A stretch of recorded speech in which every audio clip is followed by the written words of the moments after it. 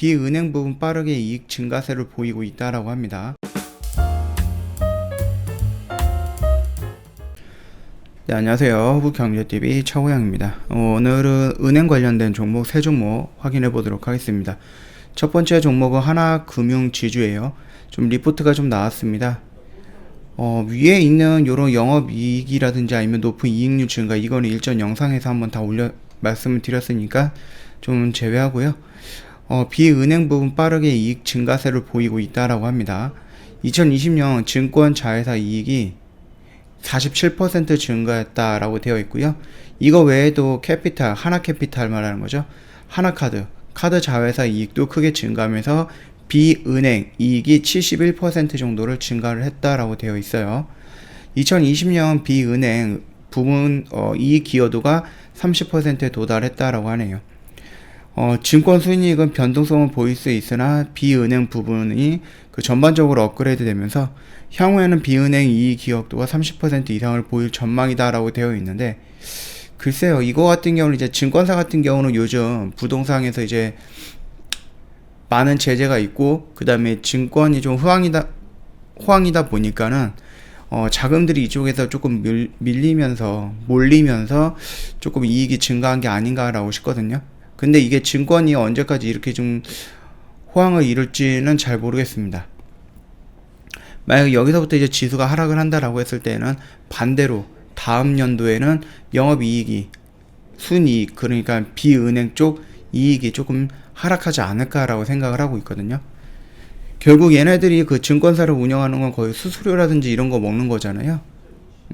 거래가 많이 되면 많이 될수록 수수료가 많아지기 때문에 좋은 건데, 그게 아니다라고 했을 때는 자연스럽게 하락을 하겠죠. 자, 이제 하나금융지주를 본다라고 했을 때는 얘가 다른 3사보다는 여기서부터 여기까지 많이 올라갔어요. 그리고 이 라인에서 저항을 받고 있으면서 여기까지 밀렸다라고 말씀을 드렸죠. 그리고 이제 시장의 영향에 의해서 조금 밀렸다가 다시 이런 정도로 회복이 된 건데요. 다른 종목 같은 경우는 여기를 이렇게 다 돌파를 했어요. 전 고점을. 근데 얘는 아직 전 고점을 완벽하게 돌파하지 못하고 있는 상태다 라고 봤을 때, 얘가 지금 많이 올라가 있는 상태에서 다른 종목들이 이거를 따라잡기 위해서 키높이로 진행이 되는 게 아닌가 라고 생각이 되는 부분이고요. 어차피 이 라인이라든지 이 라인 같은 경우는 매물대가 있어요. 예전에 형성되었던 이런 매물대들이 있기 때문에 여기서 한 번에 돌파를 못하고 두 번 시도하고 여기서 이런 식으로 돌파 시도가 있을 가능성은 있습니다. 물론 여기서 바로 이런 식으로 올라갈 가능성도 있겠죠. 그렇게 된다라고 하면 어떻게 될까요? 레벨업이 되는 거기 때문에 얘가 추가적으로 여기까지 밀리기보다는 강했을 경우에는 이 위에서 조정을 받고 다시 한번 올라갈 거고, 조금 약할 경우에는 여기까지 이 라인까지 다시 한번 눌림을 받고 이런 식으로 돌파하는 모습이 나올 가능성은 있다. 그렇게 좀 판단을 해주시면 될 것 같아요. 두 번째는 이제 KB금융입니다. M&A 등 비은행 확대를 통한 꾸준한 이익 증가라고 나와 있죠. 요 부분 역시 일전에 말씀드렸던 영상에서 다 올려져 있으니까 참고하시면 되겠고요. 역시 마찬가지예요. 비은행 같은 경우는 KB도 증권을 갖고 있거든요. 그래서 KB증권이 2020년 수익이익이 4,300억입니다. 그러니까 19년 대비해서 65% 정도가 증가를 한 거거든요. 역시 이것도 주식으로 투자가 많이 되면서, 그러니까 주식시장으로 돈이 많이 몰리면서 이런 현상이 나온 거거든요. 그러니까 작년처럼 몰리는 현상이 올해도 나올까라는 부분이에요. 만약에 올해 뭐 지수가 뭐 하락을 한다든지 아니면 조정을 받게 된다라고 했을 때는 자연스럽게 뭐 KB증권의 순이익이 하락하지 않을까라고 생각을 합니다.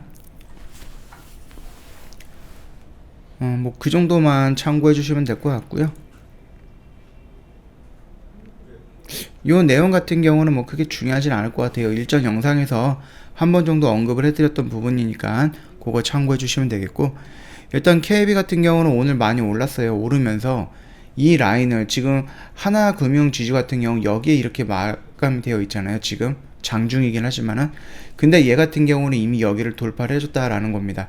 그러면은 여기 라인에서 지금 조정은 나와 있는 부분이에요. 조정을 받을 수 있는 부분이기 때문에 여기서 추가적으로 이런 식으로 갑자기 급등하는 모습보다는 여기에서 한 번 정도 조정을 받고 이런 모습이 나오지 않을까라고 조심스럽게 예상을 하는 부분이죠. 그러면은 얘가 만약에 여기에서 조정을 받는다 그러면 여기까지 떨어지는 것보다는 이 위에서 조정을 받을 확률이 높다라는 거겠죠.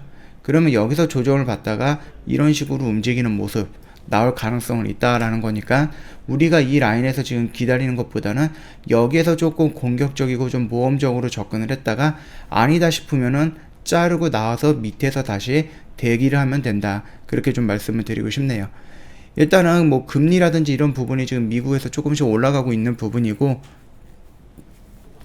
증권에 지금 돈이 많이 몰리고 있거든요, 한국 주식 시장으로. 그렇기 때문에 그거에 대한 수수료 이런 부분이 KB금융이 KB증권에서 나오는 그런 부분에 의해서 조금씩 상승을 하고 있다라고 좀 보시면 될 것 같고요. 어느 정도 수혜를 받고 있다라고 보시는 게 맞지 않을까 싶어요. 세 번째 종목 같은 경우는 신한금융지주입니다. 신한지주인데요. 최고의 자회사 포트폴리오라고 되어 있네요. 대규모 비용이 발생했던 2020년이죠. 소폭 이익 증가라고 나와 있네요. 신한지주의 경우 이제 2020년 연결 순이익이 3조 4천억 정도가 나왔고요. 연간 대비해서 0.3% 정도 증가를 했었습니다. 그래서 7년 연속 이익 증가를 보여줬지만은 증가율이 둔화가 되고 있는 모습을 좀 보여줬었죠. 일단은 NIM 하락이라든지 아니면 코로나 관련 충당금 정리 또는 펀드 관련 손실 인식 등 대규모 비용 요인이 영향을 주었다라고 생각을 하고 있고요. 코로나 관련 충당금이 약 4천억 정도가 적립이 됐고요. 증권은 2020년 순이익이 30% 감소를 했다라고 합니다. 투자 상품 관련 손실 영향으로 타 금융 지주사가 증권 자회사들의 이익 증가 효과를 누린 점과 대비돼서 조금 아쉽다라는 거죠. 아까 말씀드렸죠. 하나도 마찬가지고 KB도 마찬가지고 그 증권사들의 순이익이 증가하면서 거기에 대한 어떤 이익을 받았는데 신한지주 같은 경우는 오히려 하락을 했어요. 순이익이 감소를 했습니다. 일단 은행 이익 비중이 60% 전후를 유지하면서 은행 비은행 간 균형된 사업 구조를 보유하고 있습니다. 비은행 부분도 특정 업종에 치우치지 않고요, 균형된 모습을 보이고 있다라는 거거든요. 이 부분에 조금 안정성을 말할 수가 있는 부분인 것 같아요. 2020년 비은행 순이익이 21% 정도 증가를 했고요. 은행 순이익은 11% 정도 감소해서 전체 순이익 증강세가 좀 둔화되었다라고 되어 있습니다. 2021년 은행 이익 회복과 증권 자회사 실적 개선으로 이익 증가율이 높아질 전망으로 보고 있습니다. 대손 비용은 2029년 대비 약 16% 정도 증가를 했고요. 대부분이 코로나 추가 충당에 의한 것으로 판단이 되고 있고 향후 감소할 전망으로 좀 보고 있네요. 코로나 외 대손 비용은 매우 안정적인 수준을 유지하고 있고요. 영업이익 경비율은 역대 최저 수준으로 보여서 이제 일반 관리비가 잘 관리가 되고 있는 모습을 좀 보여주고 있다라고 하는 건데요. 문제는 그 하나도 마찬가지고 KB도 마찬가지고 신한도 마찬가지입니다. 지금 순이익이 조금 증가하면서 그게 지금 이 은행 쪽에 어느 정도 영향을 주고 있는 뭐죠? 증권사 순이익. 이게 과연 2000년에 경기가 뭐 호황이 된 거는 아니지만은 그래도 코로나 회복으로 인해서 코로나 회복이 된다라는 기대감, 그 다음에 수많은 경기 부양책, 우리나라도 지금 3차까지 나왔죠. 이 경기 부양책으로 인해서 쭉쭉쭉 지수가 생각보다 크게 올랐습니다. 그러면서 주식시장으로 많은 사람들이 지금 투입이 됐죠. 부동산을 팔아서 주식을 하는 사람도 있고, 해외 주식으로 넘어간 사람도 있고, 비트코인 팔아서 주식으로 넘어오는 사람도 있고요. 그렇기 때문에 이게 지금 2020년에 잠깐 올라갈 수도 있는 거거든요. 이 순이익이. 이게 만약에 2021년에 지수가 밀린다라고 했을 때는 자연스럽게 이게 다시 감소할 수 있다라는 부분입니다. 그래서 2021년 역시 지수가 1년 내내 계속 올라간다라고 보장할 수도 없는 부분이기 때문에 이 순이익이 증권사에서 움직였던 증권사에서 나왔던 그 순이익의 상승률이 2021년에는 둔화될 가능성은 있고, 오히려 심할 경우에는 하락으로 다시 한번 진행이 될 가능성이 있다라는 겁니다. 이 점 참고하시면서 금융 관련된 종목들 좀 천천히 좀 보시면 될 것 같아요. 어차피 금융 관련된 종목들은 급등하는 종목들은 아니잖아요. 참고하시면 되겠고요. 자, 지금 신한금융 지주예요. 얘도 마찬가지예요. 그 KB처럼 이 라인을 지금 돌파하는 모습이에요. 하나금융 같은 경우는 여기에 이 정도로 걸려 있고, KB 같은 경우는 이만큼 돌파했고, 신한은 이제 막 돌파하는 부분인데 거래량이 조금 아쉬운 부분이죠. 이렇게 됐을 때는 여기를 이렇게 돌파해서 마감하기보다는 여기에서 돌파를 한다라고 한들 이 라인을 지지하기보다는 추가적으로 좀 밀릴 가능성이 있다라는 거죠. 그랬을 때 얘는 어딘가요? 얘는 이 라인 정도 온다라고 하면은, 이 정도 라인에 온다라고 하면은 내가 한 번 정도는 좀 도전적으로 접근을 해봐도 되는 영역대가 아닌가라고 하는 거죠. 일전에 말씀드렸던 이 영역대에서 내가 대응을 못했다라고 하면은 지금 이 상승폭에 대해서 따라 들어갈 필요는 없다라는 겁니다. 눌렸을 때 이 라인에서 다시 한번 잡아 들어가도 크게 무리가 되거나 스트레스를 받는 자리는 아니다라고 생각을 하니까 참고해 주시면 될 것 같고요. 자, 오늘 금융 관련된 종목들 리포트가 좀 나왔습니다. 지금 보니까는 지수가 밀리면서, 지수가 지금 장중에 찍는 거라서 이게 어떻게 될지 모르겠는데, 지수가 지금 이런 식으로 계속 밀리고 있어요. 그러면서 종목들도 지금 이 은행 관련된 종목들도 위로 꼬리를 달고 조금씩 밀리기 시작을 했죠. 이 부분 참고하시면서 막판에 어떻게 종가가 형성이 되는지 확인을 해보면 될 것 같아요. 이 라인을 돌파해서 마감이 되는 건지, 얘는 이 라인 돌파한 거를 그대로 유지해 줄 건지, 하나금융투자 역시 얘도 이 라인을 돌파하고 이 영역대에서 마감이 될 건지, 아니면은 맞고 다시 이런 식으로 밀릴 건지, 그 정도 확인을 해보시면은 될 것 같고요. 자, 오늘 영상은 여기서 좀 짤막하게 마치도록 하겠습니다. 저희 허브경제TV 홈페이지 놀러 오시면은 홈페이지 리뉴얼이 됐거든요. 그래서 저희 친구 추가하는 방법이 있습니다. HBTV1004 입력을 하신 다음에 저희 쪽 친구 추가 클릭을 하시고 참여라고 메시지 보내주시면은 저희 쪽 상담이 진행이 될 거고요.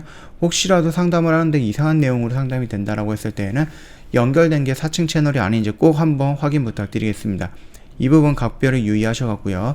피해받는 일 없도록 좀 챙겨주시면 될 것 같고요. 저희 장중 라이브 방송반 오픈을 했잖아요. 정원철 대표님께서 장중에 8시 반부터 오후 3시 30분까지 이렇게 주식 교육을 통해 가지고 짧은 단기 단타 매매에 집중을 합니다. 0일에서 상거래일만 보유하는 단기 매매에 집중을 하고요. 시초가, 장중, 종가 베팅 다 진행을 하는 거니까 참고하시고, 나는 한 종목을 사가서 일주일 이상 들고 가는 거를 좀 싫어한다, 이렇게 생각하시는 분, 이런 매매 방식에 조금 싫어하시는 분들은 단기 단타성 이 장중 라방을 선택을 하신다라고 했을 때에는 공부면 공부, 수익이면 수익, 단타성 매매 이런 걸로 좀 진행을 할 거니까 아무래도 회원님 매매 스타일에 좀 맞지 않을까라고 생각이 됩니다. 참고하시면 되겠고요. 보시면 아시겠지만 저희 방송반 이런 식으로 좀 진행을 하고 있어요. 단기적인 관점에서 접근을 하면서 이렇게 좀 수익을 내고 있으니까 저희 그 매매 결산 내역에 와갖고요. 요거 확인 한번 해보시고 궁금하시거나 생각이 있다라고 하시면은 언제든지 저희 카톡 친구 추가하시면서 저희한테 문의를 남겨주시면은 장중이든 저녁 늦은 시간이든 상관없이 저희가 다 상담해 드릴 거니까 참고 부탁드리도록 하겠습니다. 자, 오늘 영상 여기서 좀 짤막하게 좀 마치도록 하겠습니다.